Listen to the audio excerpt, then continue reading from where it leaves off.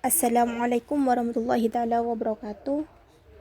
Perkenalkan, nama saya Nur Hasanah dengan NIM 20105038. Di sini saya akan mempresentasikan tentang ilmu pengetahuan dalam perspektif Islam.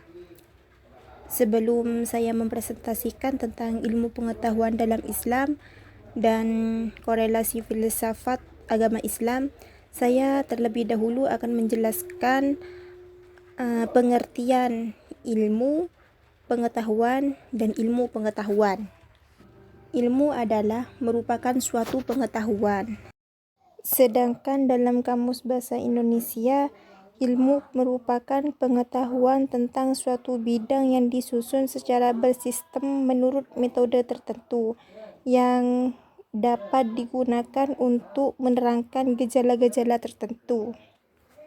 Sedangkan pengetahuan merupakan informasi yang didapatkan dan segala sesuatu yang diketahui manusia. Itulah bedanya pengetahuan dengan ilmu. Karena ilmu sendiri merupakan pengetahuan yang berupa informasi yang didalami sehingga menguasai pengetahuan tersebut yang menjadi suatu ilmu. Selanjutnya tentang pengertian ilmu pengetahuan. Ilmu pengetahuan merupakan rangkaian kata yang sangat berbeda namun memiliki kaitan yang sangat kuat. Ilmu dan pengetahuan memang terkadang sulit dibedakan oleh sebagian orang karena memiliki makna yang berkaitan dan sangat berhubungan erat. Membicarakan masalah ilmu pengetahuan dan definisinya memang sebenarnya tidak semudah yang diperkirakan. Adanya berbagai definisi tentang ilmu pengetahuan ternyata belum dapat menolong untuk memahami hakikat ilmu pengetahuan itu. Selanjutnya tentang ilmu pengetahuan dalam Islam. Islam sebagai agama yang sangat menghormati ilmu pengetahuan. Tidak diragukan lagi, banyak argumen yang dapat dirujuk di samping ada ayat-ayat Al-Quran dan hadis Nabi SAW yang mengangkat derajat orang-orang berilmu. Juga di dalam Al-Quran mengandung banyak rasionalisasi, bahkan menempati bagian terbesar. Menurut Robertson, dalam Al-Quran kata qala mengandung pengertian menghubungkan sebagian pikiran dengan sebagian yang lain, dengan mengajukan bukti-bukti yang nyata sebagai argumentasi yang harus dipahami secara rasional.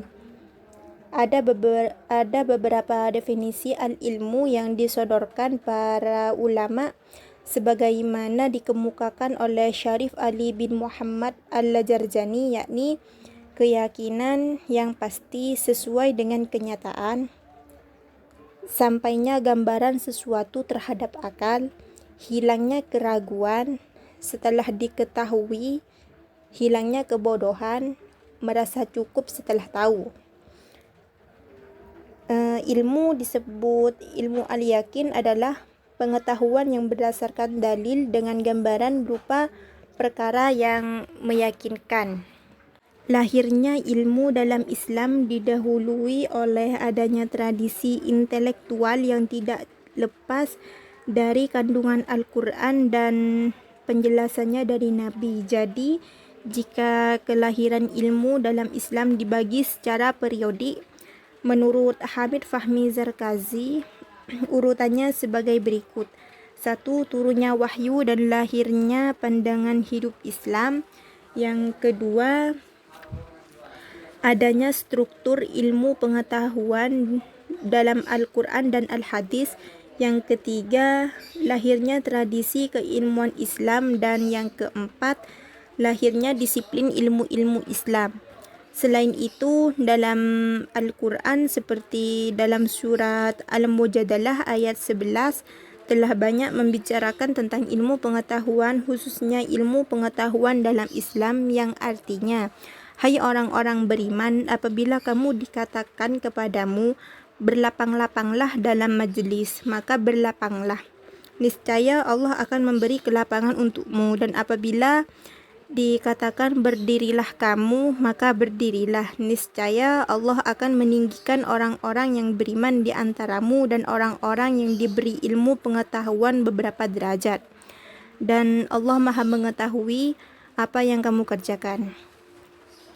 Menurut Al-Maraghi, ayat tersebut memberikan syarat tentang kewajiban memperdalam ilmu agama serta menyiapkan segala sesuatu yang dibutuhkan untuk mempelajarinya di dalam suatu negeri yang telah didirikan serta mengajarkannya kepada manusia berdasarkan kadar yang diperkirakan dapat memberikan kemaslahatan bagi mereka sehingga tidak dibiarkan mereka tidak mengetahui hukum-hukum agama yang pada umumnya harus diketahui oleh orang-orang yang beriman. Yang terakhir adalah korelasi filsafat dan agama.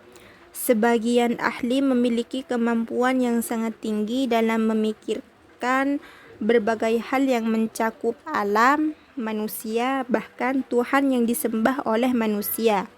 Dalam konteks ini, terdapat hal-hal tertentu yang cenderung memiliki kesamaan antara agama dan filsafat. Tidak mengherankan dalam khazanah Islam dianggap seseorang yang mampu dalam hal pemikiran melebihi manusia kebanyakan dianggap sebagai nabi. Lalu sebagian yang lain karena kemampuan seorang nabi terutama dalam mengucapkan ungkapan-ungkapan bijaksana, ada kalanya juga dikatakan sebagai filosof. Untuk itu, logika yang ada dalam Islam memiliki corak tersendiri dibandingkan logika Barat yang bebas nilai-nilai keagamaan. Filsafat memasuki lapangan-lapangan ilmu keislaman dan mempengaruhi pembatasan-pembatasannya. Penyelidikan terhadap keilmuan meliputi kegiatan filsafat dalam dunia Islam. Dengan demikian, filsafat secara khusus memisahkan diri sebagai ilmu yang mandiri.